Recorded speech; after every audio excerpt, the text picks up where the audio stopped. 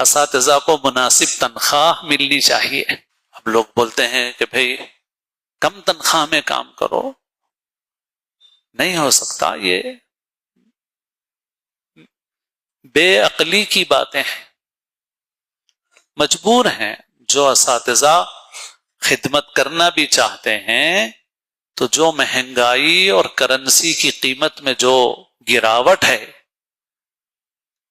سب سارے لوگ اس کو جانتے ہیں، سب جھیل رہے ہیں۔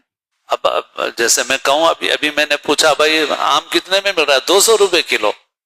تو میرے لیے خود حیرت کی چیز ہے، کیونکہ بہت دنوں سے میں بازار جا کے آم نہیں خریدا۔ تو میں جو آم 20 روپے کلو لاتا تھا، اب بچوں سے پوچھ رہا ہوں تو بچے بول رہے ہیں وہ آم 200 روپے کلو مل رہا۔ کتنا فرق ہے بازار میں۔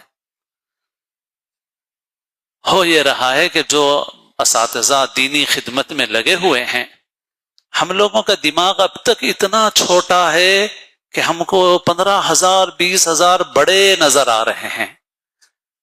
لیکن جیسے اخبار میں ابھی آیا کہ صفائی کے ملازمین کو جو سڑک پہ جھاڑو دے رہے ہیں، اب ڈائریکٹ ان کے اکاؤنٹ میں تنخواہ دی جائے گی، اور بیسک تنخواہ تو کم ہوتی ہے، اور باقی اس بیسک کے ساتھ ساری چیزیں ملا کر 39,000 تک ان کی تنخواہ بنے گی۔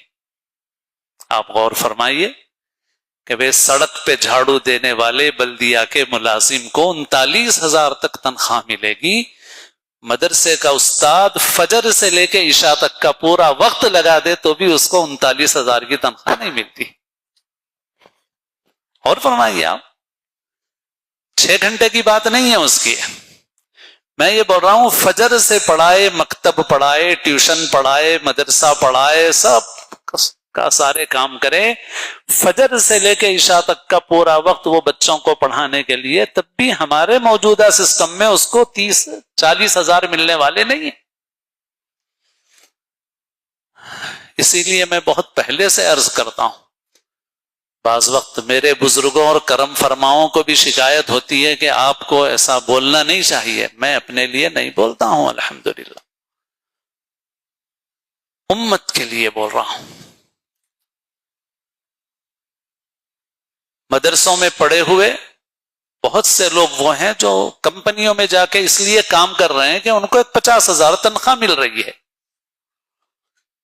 تو مدرسے سے تیار ہونے والا ایک فرد